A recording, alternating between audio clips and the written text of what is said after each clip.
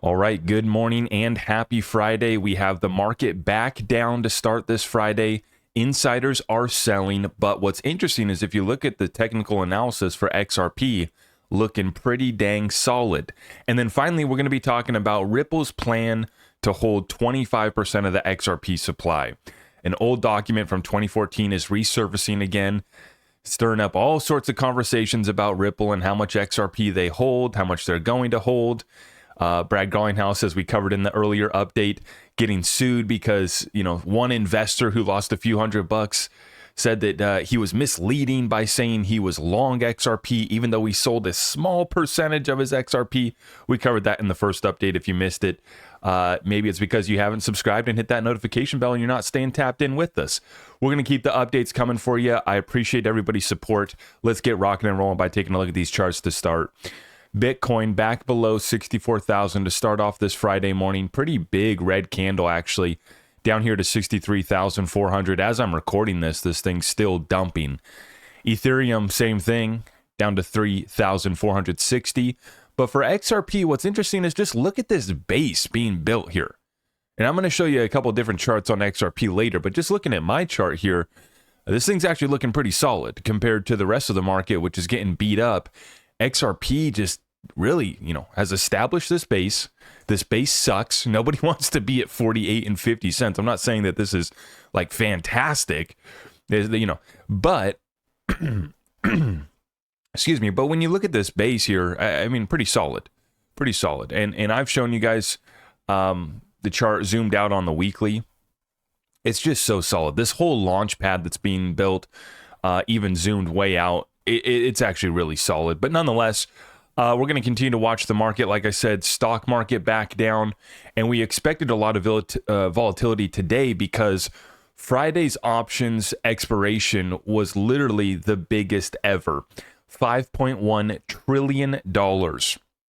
This is how much is moving around on these markets on a daily basis. Pretty considerable. I mean, this is the largest one ever. But just the size and the scale of these markets and how big they've grown and the ability for folks to trade options, 0-day options, all sorts of, different platforms available. And I'll tell you what, the CEO of NVIDIA, he's definitely found a platform to offload some of his NVIDIA shares. We've been covering some of his most recent sales. And once again, CEO Jensen Huang just sold another 31.9 million worth of NVIDIA shares. He's now sold over 63 million in the last week. So another sale here by the CEO of Jensen Huang, and I think that these guys, look at some of the biggest shareholders, we've been covering their trades as well. They're using these narratives. They pumped up NVIDIA. Most recently, they just pumped up Apple, right? What did they put out? Basically that they're just going to integrate ChatGPT. Once again, anybody right now who says that they're going to leverage AI, stock pumps. It's just like during the dot-com bubble. If you threw a .com at the end of your name, you pump 1,000%. We're in the same moment. This hype cycle is driven right now off of AI. It's not going to last. It's the reason why there's no breadth in this market. It's all concentrated. We've pumped NVIDIA enough. Now we move to Apple, right? And so the AI technology revolution is real, but the hype, I think folks are starting to see through it, and the insiders have definitely been taking advantage of it. Speaking of insiders, we covered how some of the most ancient Bitcoin whales have been dumping at these price levels. What we forgot to mention is that there's still many governments that have seized Bitcoin, and now they're selling as well from Arkham Intel. German government still selling Bitcoin, more than 195 million so far. In the past 2 hours, the German government sent 65 million in Bitcoin to 2 likely exchange deposits, including Coinbase. They moved 600 million Bitcoin yesterday, sending 130 million Bitcoin to 4 likely exchange deposits, including Kraken and Bitstamp. Right now, they still hold 3 billion in Bitcoin. Now, this is something that we've noted. The United States government owns a bunch of Bitcoin. And these ancient whales, I don't know what the government's trading strategy is, but for a lot of these ancient whales, they're happy to sell their Bitcoin at 70,000, even knowing that Bitcoin very well could go above 100,000 this cycle. But when you have that profit right there, we always talk about it. You can leave some on the table and still claim some of the profit. So the ancient whales are selling, the governments are selling, the insiders are selling, and the retail's wondering why the markets are going back down. We said, we've been calling this ever since Bitcoin stretched up right before the halving to that new all-time high, that there wasn't much legs left on this run. It wasn't going to continue much longer. Sure enough, we double tapped up there at that level a couple times, and we've now been brought back down below 64,000. And we'll see where this goes. I mean, I'll provide some more technical analysis on Bitcoin in the broader market in a separate update, but I wanted to get into the XRP TA because XRP, that chart still looking pretty solid, all things considered. XRP quarterly hammer, bullish candle formation from Reg Crypto. It's been a while since I've covered his technical analysis, but this is an important update on the 3-month time frame showing 2 hammer candles before major pumps. First one in April, June of 2016, and the second one July, September of 2017. Let's take a look at his chart. So we got this hammer pattern. We did it right here, right in 2016, once again in 2017. And that was, of course, on our way to that all-time high that we hit in January of 2018. Now we got a potential hammer that's getting set right here. This is, once again, the 3-month time frame. So each candle here is 3 months. So let's see what happens. He says right now, XRP needs to close the next 3-month candle above 55 cents to 58 cents in the next 10 days to form another perfect hammer formation. So the end of June, right? That would be the close coming up here in 10 days. This will be a powerful bullish signal hinting at a mega pump just around the corner. If we get hammer 2, expect a pump of around 1,700%, $8, starting in July of 2024. Okay. Now, what happens here is if we get that hammer, that's a pullback, right? A little bit of a pullback to be experienced, but then you're going to launch again. And what's interesting is when you compare that and you put a couple of these different technical analysis charts together and what they're seeing and all the different indicators, the hammer, the this, the that. I don't get too in depth on all this, but I wanted to show you one more thing, one more data point to consider. This one from Sentiment. Cardano and XRP are a couple of the most notable altcoins that are seeing heavy trader shorting following relief bounces. This is a good sign for patient bulls. That would be us over here, right? Patient bulls, as it liquidates shorts, can effectively act as rocket fuel for continued price rises. Now, I don't think that I'm going to put XRP rocket fuel in the title because I don't want to get everybody too excited. Okay. Don't want to get folks too excited on the XRP rocket fuel. The most prominent shorting versus longing ratio since September of 2023 for Cardano. So for the Cardano holders, you have a little chance. XRP, the most prominent shorting versus longing ratio since May of 2024. So, I mean, this has just kind of been going on here with XRP. But once again, there's only so much shorting to be had when there's still so many patient bulls that are still accumulating. XRP back down to 48 cents today. I know our community's still buying. I'm not here to tell you what to do. I know what our community is doing here. We will not be shaken out. We will not relent from our thesis. And on a fundamental basis, it continues to grow too. So when I know the fundamentals have been solid on XRP for years, we all know that. We're all sick of hearing that probably, right? We just want to see that dang price action. But if you look at the technicals, it's all there. See, everything's still at play. And folks, I'm going to see this through one way or the other. I'm not going to be leaving. I know many of you guys aren't. You guys let me know what you think. Are we about to see a move on XRP this year? Yeah, I do believe we are. Is it going to be to the new all-time high? Well, as Reg was showing us, we can definitely get that pump, but another hammer or whatever is getting set up. You're going to see huge sell pressure. And even if we get the conclusion of the case, I think this is the big trigger that everybody's waiting for, right? Is that conclusion of the lawsuit. This is what could really send us, just like we did on July 13th of last year. We went straight up to $1, crashed every single exchange, literally. This is how powerful XRP is. Folks don't understand this. The power to crash every single exchange off of a move just to $1. So please remember that. The exchanges can't handle XRP. They can't handle the pump. And so we get that shot after we get the settlement, sorry, not a settlement, after we get the case conclusion, right? But then expect a sell-off, right? But as we continue the rest of this bull run into next year, the setup's just fantastic. As long as you don't get shaken out. Final data point for today's episode, I wanted to talk about this document that's circulating. This one's from 2014, but it has everybody fired up, stirring up conversations. And Smoke shared this one on Twitter. It says, Ripple does not plan on selling all of its XRP. They plan to retain 25% of their XRP to turn a profit and further fund its own operations. The rest is distributed to incentivize the participation of market makers, gateways to utilize the protocol. Quote, as demand grows, price goes up. So, yeah, this document is from 2014. Ripple put this out, kind of explaining what their plan was for XRP, which was very interesting because back in the early days here, 2012, 2013, 2014, Ripple put out had a forum, had all these documents that they were releasing, all these plans that they were releasing, and they were very kind of open about all of this. The level of transparency that Ripple has had since the very beginning has just been industry leading. But it says right here, Ripple Labs plans to retain 25% of all XRP issued to fund operations and hopefully turn a profit.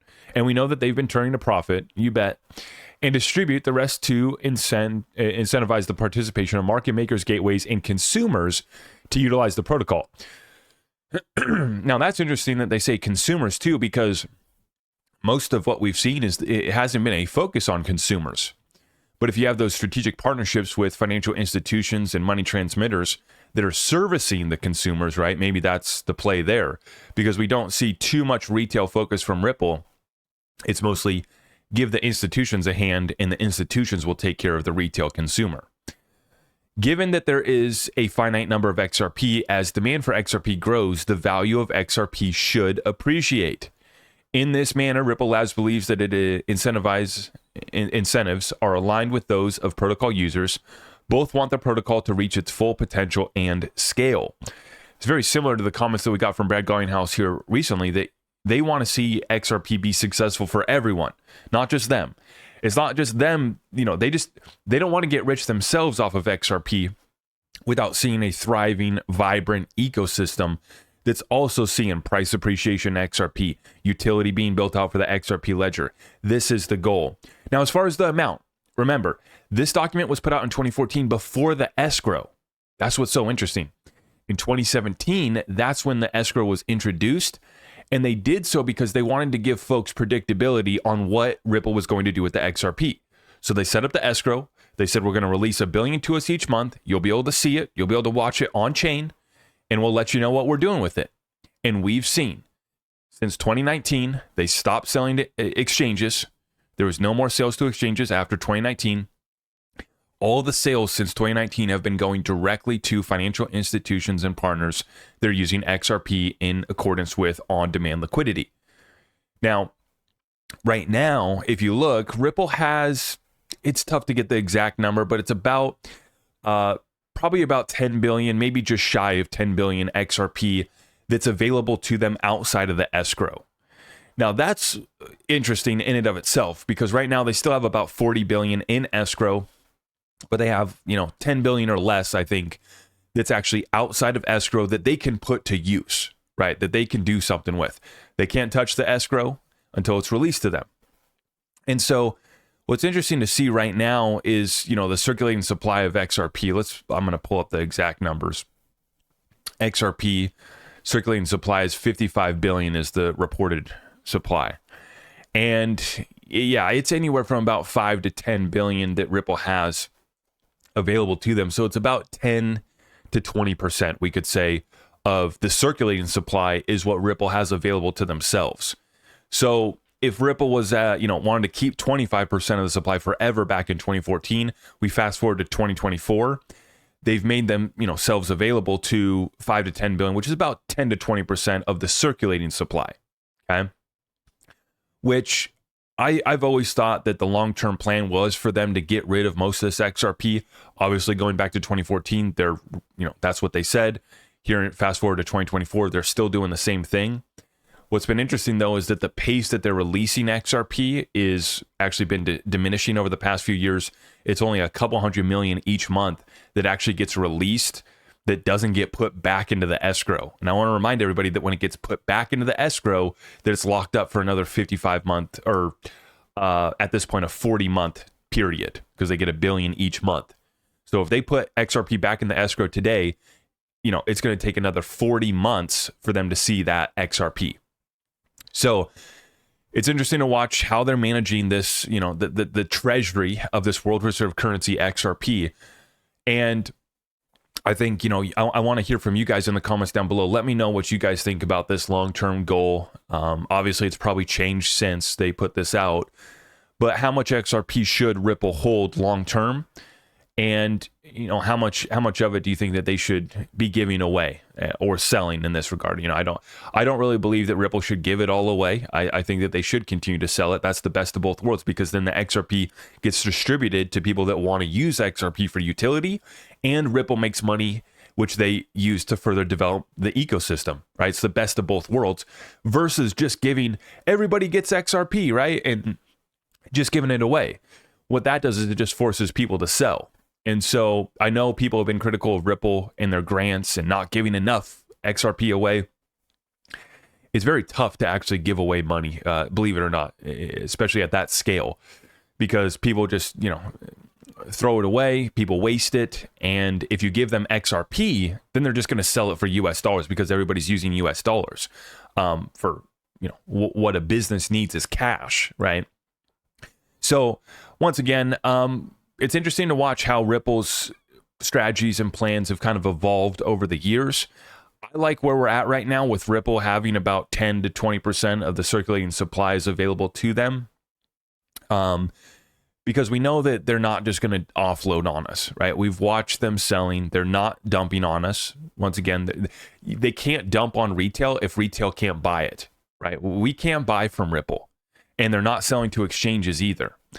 The only way that XRP is actually making it available for us is if they are partnered up with exchanges for on-demand liquidity, and some XRP gets left on those exchanges, which then can trickle down and be made available for retail. So by extension, are they dumping on us? I guess, there's always going to be people that are saying that Ripple is dumping on us. But the way that I look at this, they're only selling it to people that are going to use it for utility, and that's what we want. And you guys know, I firmly believe that there are still a lot of pre-allocation contracts that are yet to be done. When you had deals for 1 billion XRP, 5 billion XRP that were getting done back in 2016, imagine what has transpired since. And especially during a lockup, in this lawsuit where Ripple kind of had their hands tied. We're going to be waiting for the conclusion of this case to see how Ripple can sell XRP going forward. Once we get that clarity, I think that you're about to see a lot of folks who've been behind the scenes in the shadows waiting with their pre-allocation contract to use this sucker. They're going to be coming out of the woodworks. And so definitely preparing for that. I want to hear from you guys in the comments down below, though, on what you guys think the right amount is. How much should Ripple control? And how much of it do they need to get rid of? You guys let me know in the comments down below. I hope everybody has a fantastic Friday. We already dropped one update earlier today, so make sure you guys check that one out as well. And we're going to be having our Discord weekly call once again tomorrow morning, Saturday. So make sure you guys get tapped in with us. You go to zachrector.com, you sign up through Patreon to get access to Discord, and we would love to have you in our family. God bless all of you. We'll see you in the next one.